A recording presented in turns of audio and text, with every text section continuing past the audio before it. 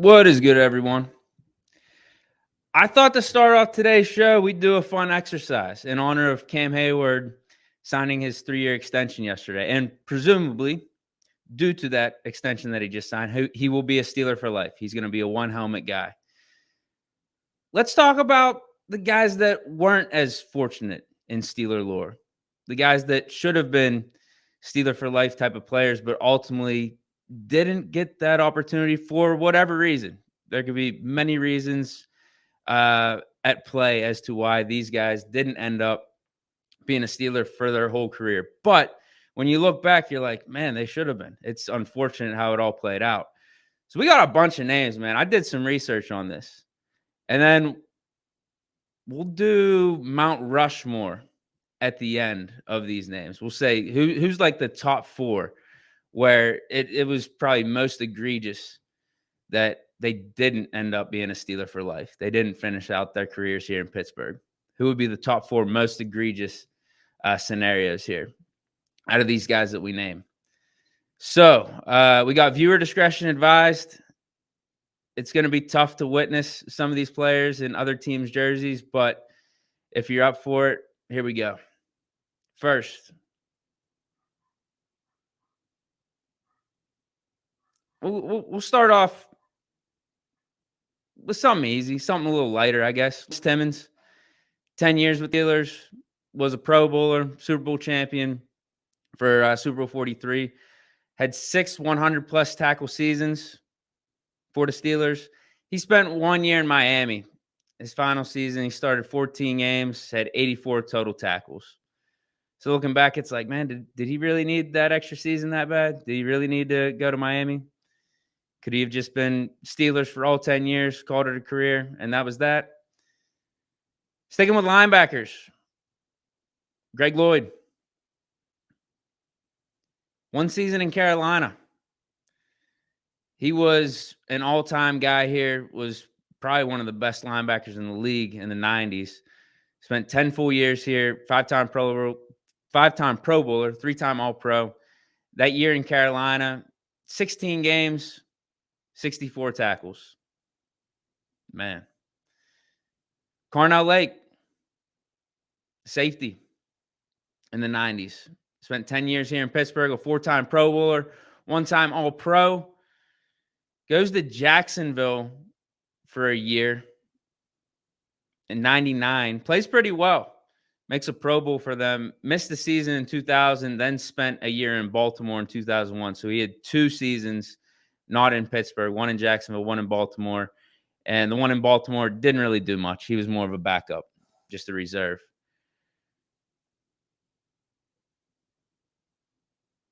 I'm not sure how this got here.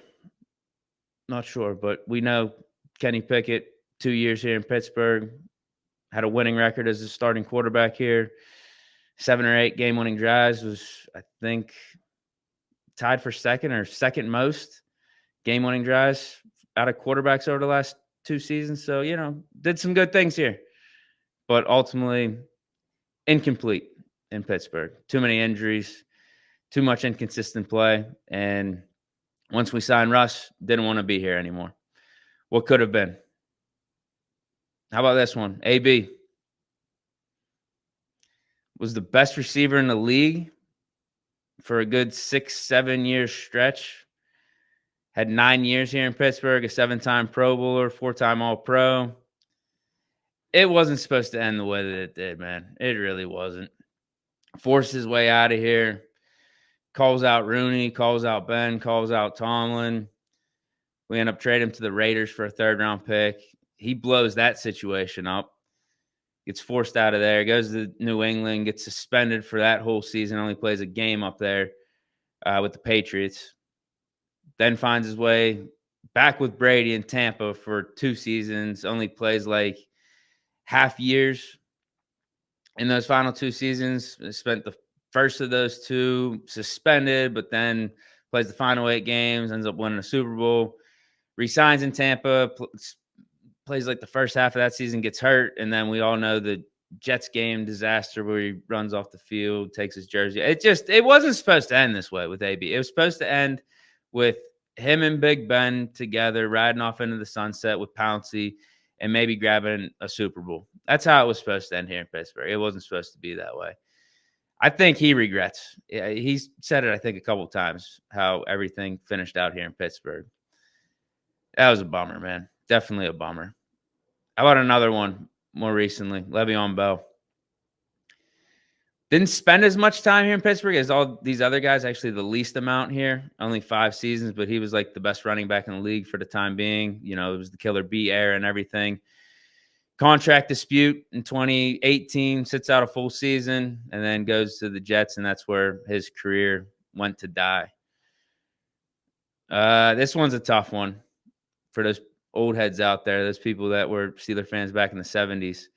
Mike Webster, 4-time Super Bowl champion, was Terry Bradshaw's center, spent 15 years here, a 9-time Pro Bowler, 5-time All-Pro, arguably the best center of all time.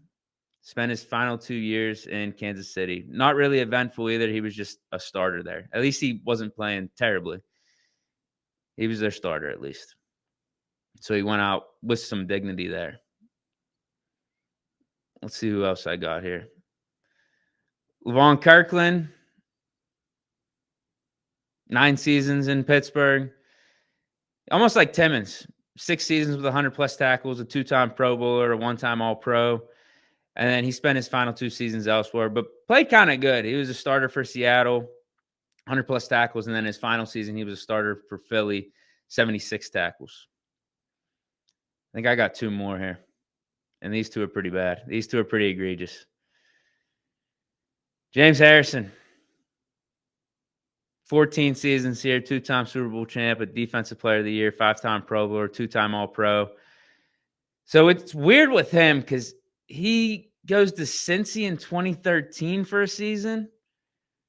So that was bad in and of itself. But then there was a little bit of a redemption arc to Harrison's story because he comes back after that Cincy season. I think he retired after Cincy, comes back and plays 3 more seasons here in Pittsburgh as like a rotational guy and played pretty good. He wasn't prime James Harrison, but had some impact on those defenses where we really needed it at that point.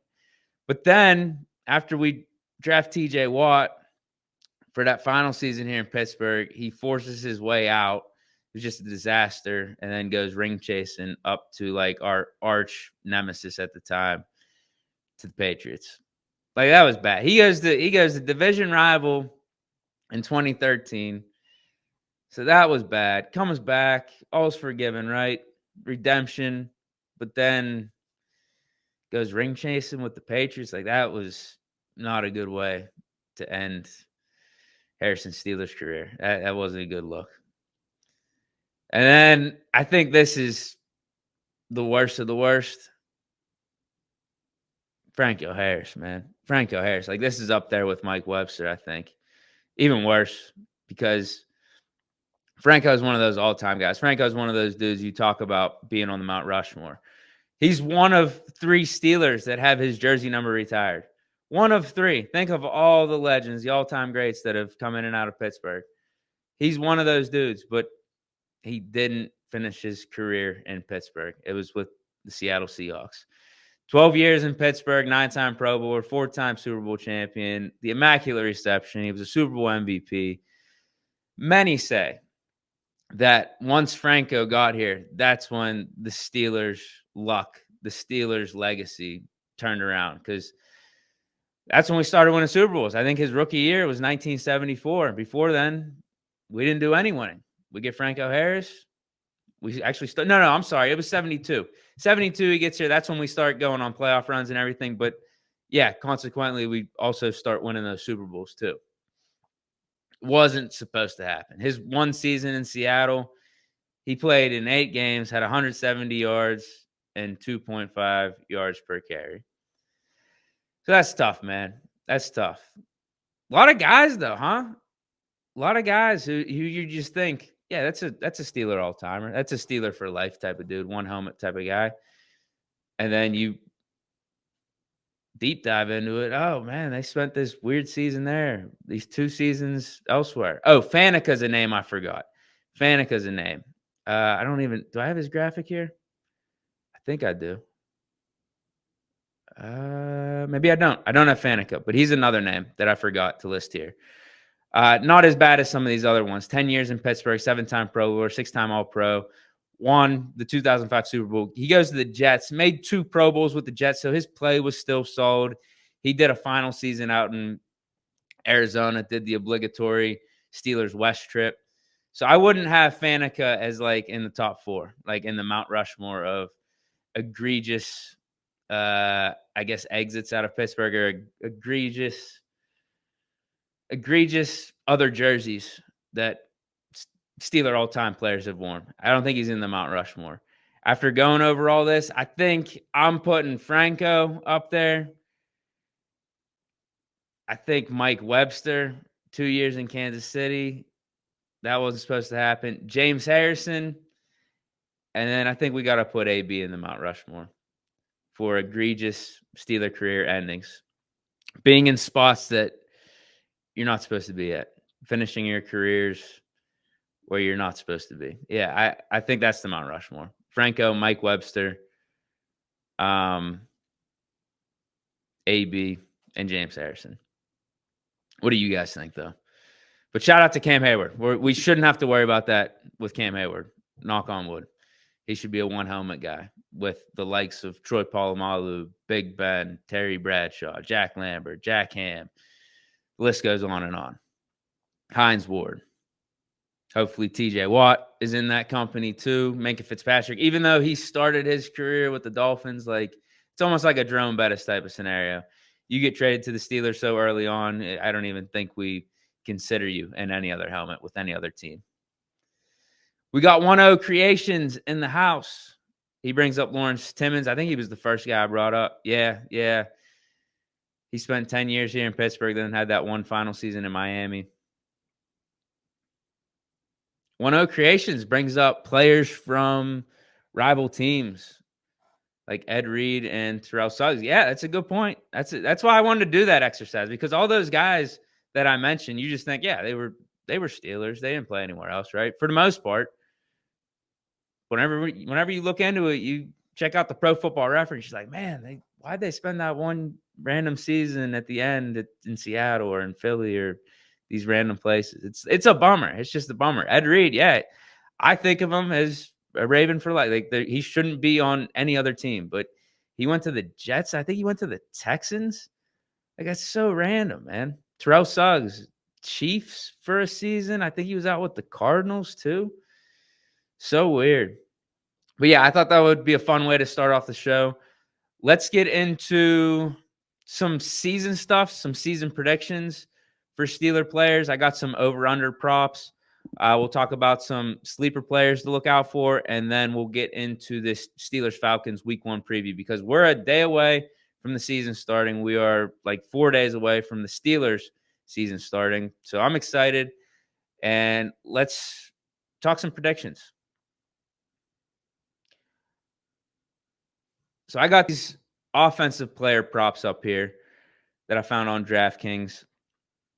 They didn't have anything for Russ, and they didn't have anything for our running backs. I guess they're just a little concerned about how everything could play out. They didn't want to put any lines that could get them exposed for negativity or anything, because, I mean, you got Russ. Feel like, if from the outside looking in, if you don't really know who's going to be the starter, then I could see why you don't want to even mess with putting out any props out there. But with the running backs, I mean, I kind of get that too, because with Najee Harris and Jaylen Warren, I don't know what the splits are going to be exactly with this new system and Arthur Smith, the new quarterback. So I could see why maybe they didn't want to put any props out there, put any numbers out there for a Najee or a Jaylen Warren. And I guess it's the same thing with Russell Wilson and Justin Fields. Even though I think Russ is going to end up playing the whole season, a lot of people out there, especially in the mainstream media from the outside looking in, they don't know how the Steelers quarterback situation is going to play out. They don't know if Russ is going to last a month and then Fields is going to be out there. And then if Fields doesn't play good, do we go back to Russ? So who knows? Like, if you're thinking that way, if you feel like the quarterback situation has a ton of uncertainty, I could see why you don't even really have a number or an over-under in mind for passing yards or passing touchdowns. And then I guess the same could be said with the running backs. Like, who's going to get the majority of the carries? Is it going to be Jaylen Warren with Arthur Smith being here? Is he just going to be a better fit? So I don't have anything for the quarterbacks or the running backs, but I do have some stuff here for George Pickens and Pat Freiermuth. With Pickens, these numbers look really, really low. I don't know if it's just me being a Steeler fan, but Pickens, 925.5 yards is the receiving yard line. That feels really low, given that he had 1,100 yards last year with Matt Canada and the combination of Mason Rudolph, Kenny Pickett, and Mitch Trubisky as his quarterback.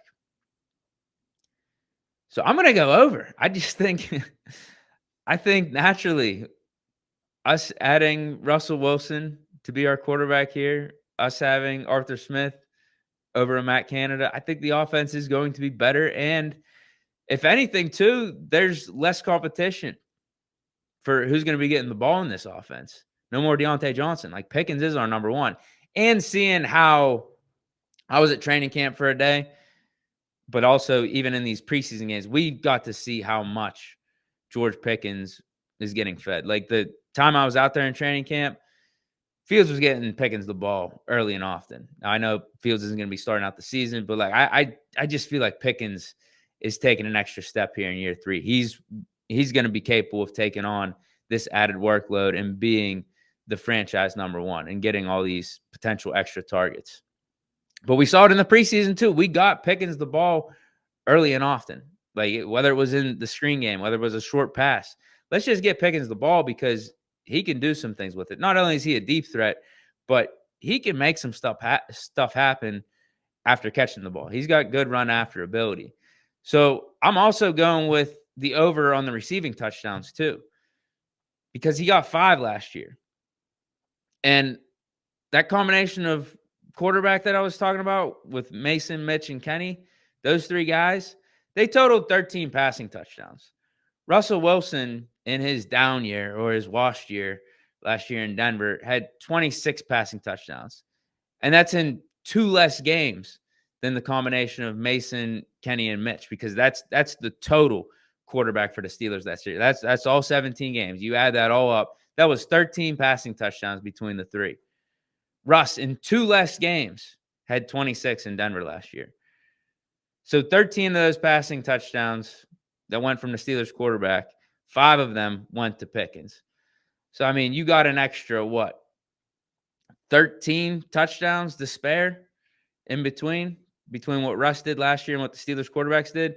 Where do you think those 13 touchdowns are going to go? Yeah, a good portion of them are going to go to Pickens. Russ is good in the red zone. Pickens, great red zone target. I think it's just a really good match, and 4.5 seems like egregiously low, in my opinion. Pat Freiermuth, I think these are low too, man. I think these are low. 475.5.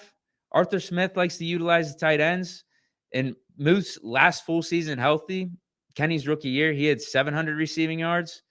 And then the receiving touchdowns, 3.5. I get it. He hasn't been a guy to have many receiving touchdowns these last couple seasons. He had 2 in the last 2 seasons.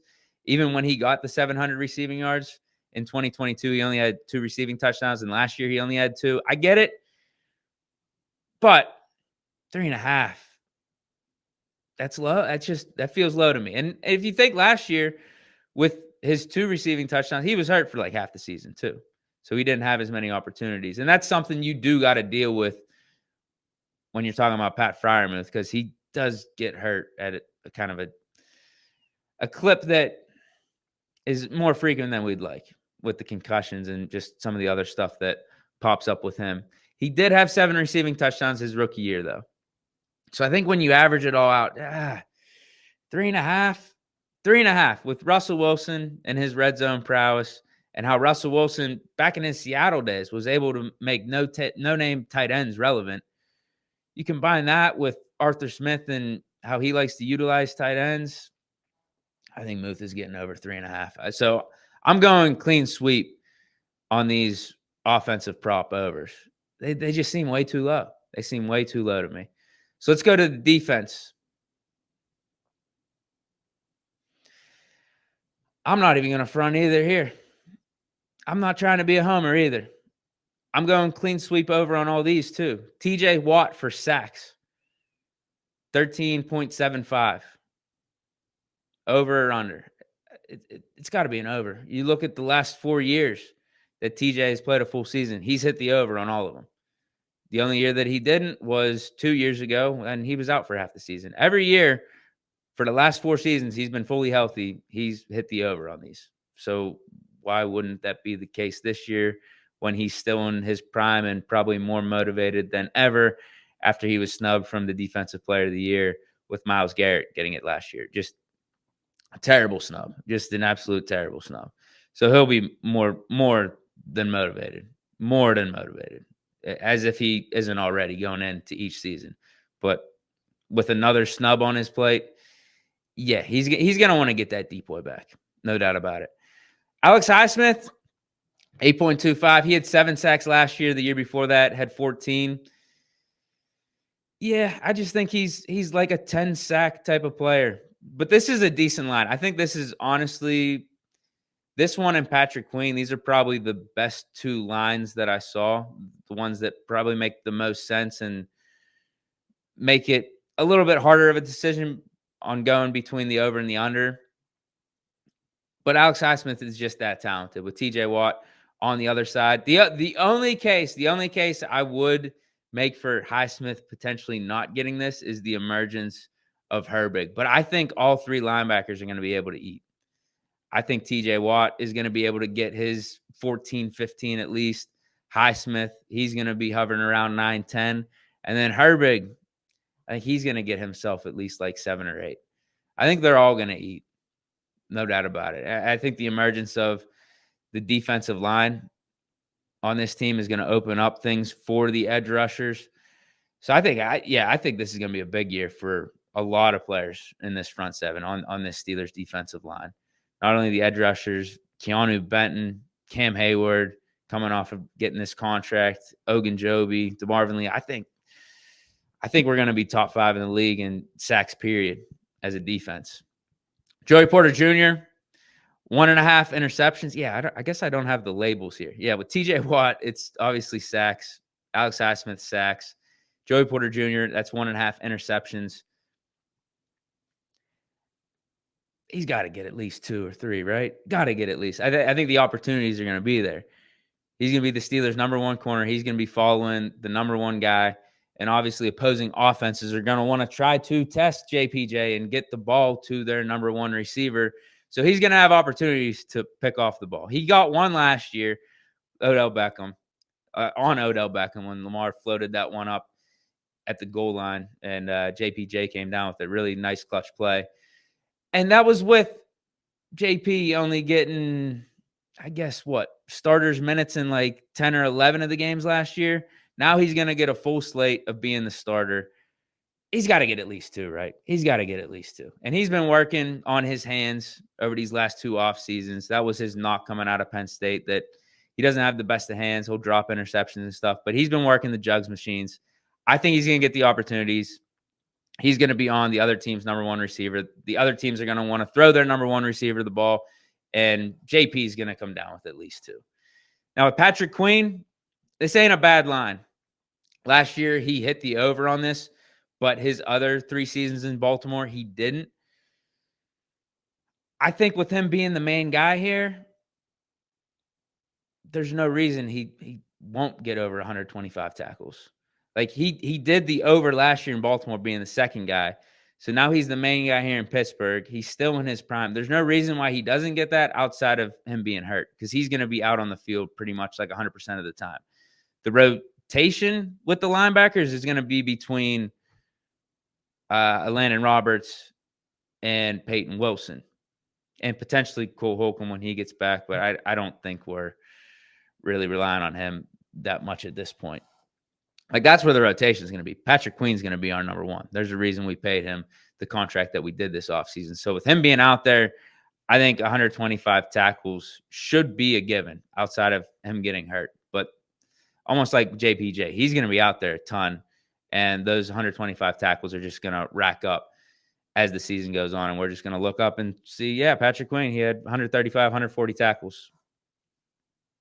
Yeah, it makes sense. He was the Steelers' #1 linebacker, most talented linebacker, and, a top 5 linebacker just in this league period. So, yeah, I think we're hitting the over on all these. All these props, offense and defense.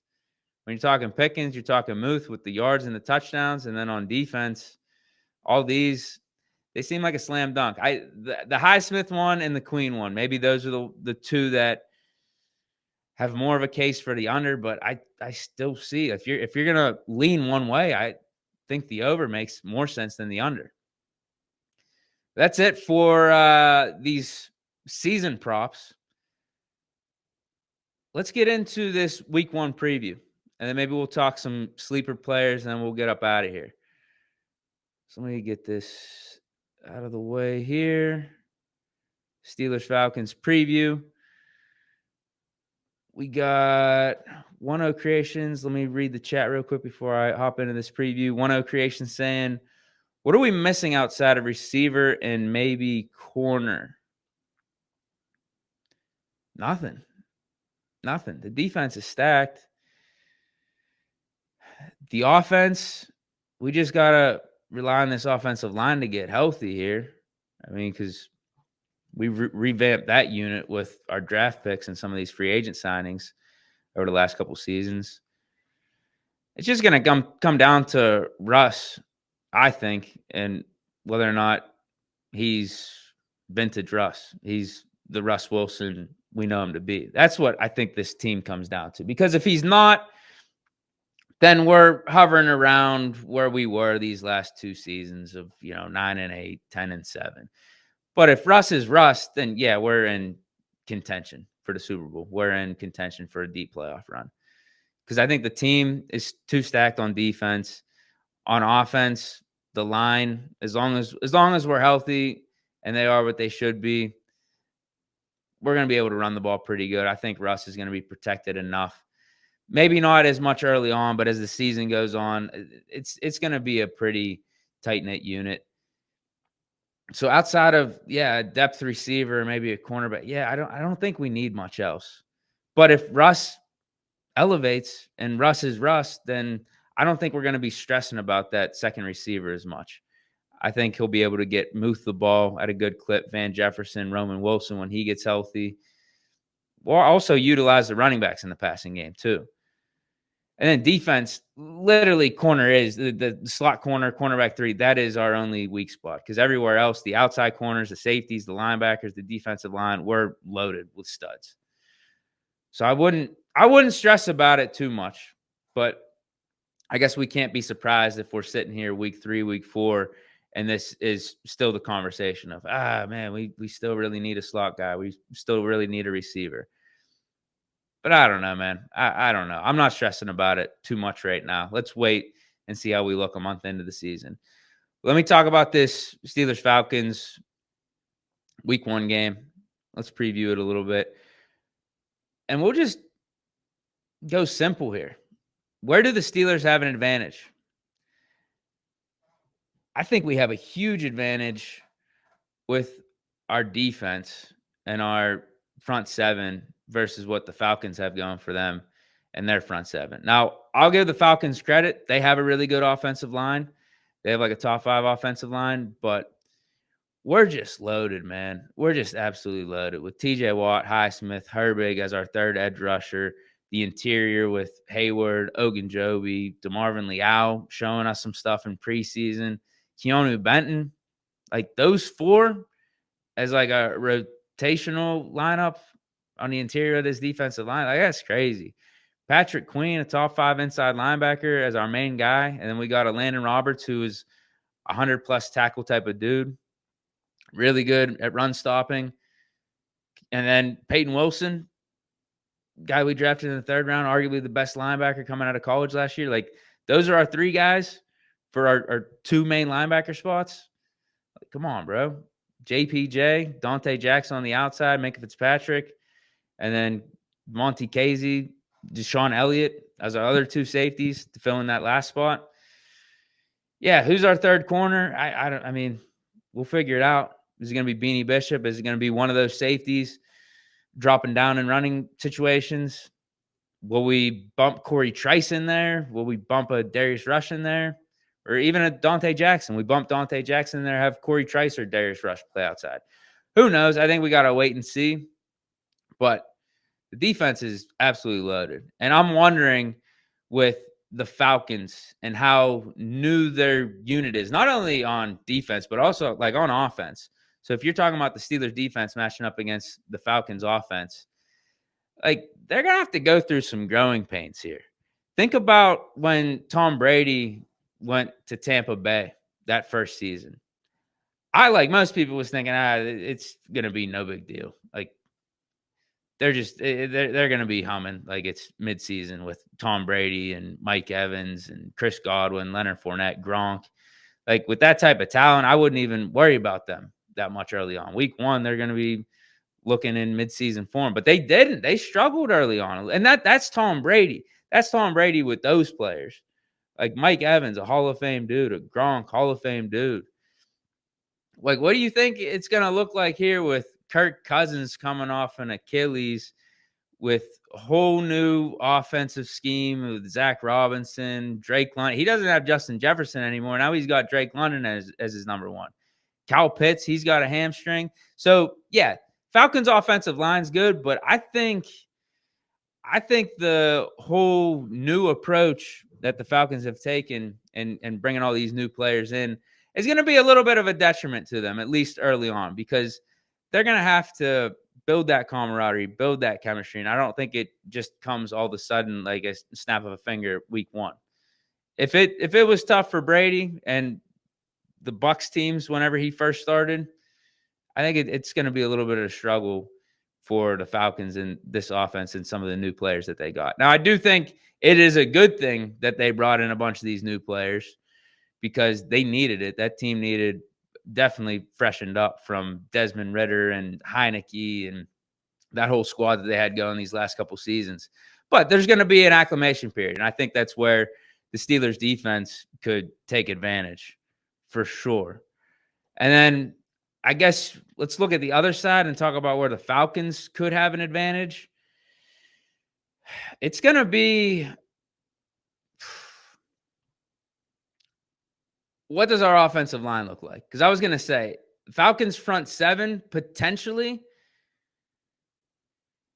could have an advantage on our offensive line because of all of our injuries and the young guys that are going to be getting their first time starting in this week 1 game. But the Falcons front 7 ain't good. That's why I'm just like, I kind of like it for the Steelers. I like this as a week 1 game for the Steelers and our offensive line because we're going up not against a Myles Garrett, not against a Max Crosby, not against an elite defensive front 7. No, we're talking about the Falcons having Matthew Judon as their main guy, as like their main edge rusher, a couple of like journeyman inside linebackers. I know they drafted Troy Anderson, but we're not talking about him as like being this, top elite talent or anything like that. At least at this point, I liked him coming out, but you got him and then Ellis. Like those are your inside linebackers. Grady Jarrett, he's getting up there in age. He's your main defensive lineman outside of him. A bunch of names that I don't really recognize. So like I feel like this is actually it's a decent matchup for our offensive line. Like this is the spot where the Falcons, I think, could have an advantage, but because of their personnel in the front 7, I think it's going to enable the Steelers to work out some of the kinks that we got on the offensive line and overcome some of these injuries. And then you just look at talent for talent. I like the Steelers' talent all around. I think our defense is much better than the Falcons. The Falcons' secondary, that is one of their strengths for sure. I'll give them that, but I don't think A.J. Terrell is anything that Pickens can't handle. They got some good safeties, but I think we're going to try to run the ball, and we'll see how our offensive line operates early in this game. If we ain't holding up, we're going to have to let Russ cook and do some improvisation stuff. So don't be surprised if that has to happen either. And I think Russ is up for the task. So I like us, man. I know we're underdogs in this game. I would say going into this, we should be like 3-point favorites, but we're 3-point dogs. It is what it is. We'll let the bookmakers disrespect us. It's completely fine. But yeah, I think we got the better team. I think the Falcons and just how they have a whole new staff, a bunch of new players, is going to be a little bit of a detriment to them. And you could argue the same thing for us. We got a bunch of new things going, but I just think the elite talent on this defense and us having Tomlin, the steady hand here, whereas with the Falcons, they got a whole new coaching staff too, along with their new players. We got Tomlin, we got an elite defense. We got Russ being here, a veteran who should be an upgrade over what we were dealing with at the quarterback position last year. So I think when you combine all those factors, I like us. I mean, don't act surprised. Don't act surprised in the chat. Deke's picking the Steelers. I mean, what else do you expect? What's going on though, everyone? Before I head out of here, let me get your guys' reaction. That was the quick Steelers Falcons Week 1 preview. Leno 14 2001 is wondering why my face is so red. It's something with the lighting in this new room. I don't know what it is. I got to get it fixed. I got to get some new lighting because it's something with this room, this lighting that gets my face looking red like this. Because if you look at me over on the podcast, whenever I'm recording with Moats, like I don't look as red. I'm still trying to work out the lighting and the situation here. I'll figure it out. I'll get it looking better. Leno also says Falcons cornerback 1 is a stud. Van is gonna have to play well along with Muth. Yeah, absolutely. Oh, and Uno Creations is letting me know that the proper pronunciation for his name is Uno Creations. I kept saying One-O Creations the whole time. Uno Creation says, I think Russ and Justin think they just have to be better than our quarterback from last year. And that might hurt us. I don't think so. I don't think they're thinking that. I think fans were thinking that. And I don't think it hurts for us fans to be thinking that because we're not the ones that are out there on the field. But I think Russ holds himself to a certain standard, and I'm assuming Fields does as well. I don't think they're thinking the bar is just what Kenny Pickett did last year and what Mitch Trubisky did last year. I just got to be better than that. No, I think they hold themselves to certain standards, especially Russ being the Hall of Fame caliber player that he is. He's thinking it's got to look a certain way, no matter what the Steelers quarterback situation was last year, with what the history of the position has been here. But all right, I think that's it, man. I think that's it. I hope you guys enjoyed. I'll be back for the post game after the Steelers play the Falcons. So that'll probably be around like 4 o'clock or something. So stop through. We'll react to the game, and hopefully it is after a dub. Stay chilling. Peace.